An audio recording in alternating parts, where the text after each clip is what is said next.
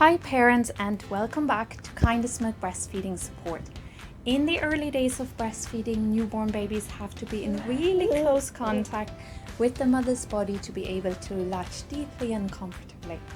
This is why we often, unless you're using biological nurturing or a laid back feeding position, we often show new parents the cross cradle hold so that they can direct their baby really close to their body with the opposite arm of the breast of the side they're offering. But many breastfeeding people don't find the cross cradle hold comfortable and sustainable during long feeding sessions, as their wrist and elbow would get tired unless they're supported by props. And often they revert to the more traditional cradle hold.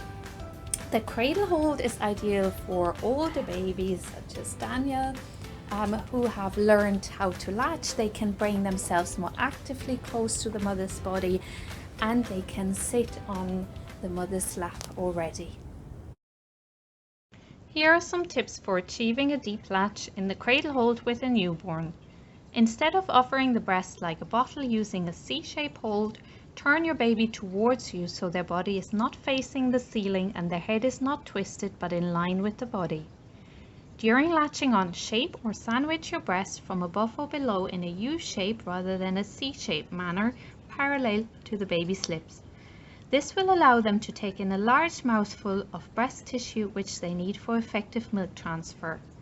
Then, when baby opens his mouth really wide, ever so slightly push baby by his shoulder blades or bottom, depending on your arm and baby's body length, towards your body.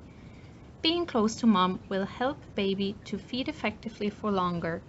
Try these tips next time and let me know in the comments how you got on. Until next time, hope your breastfeeding journey is going well.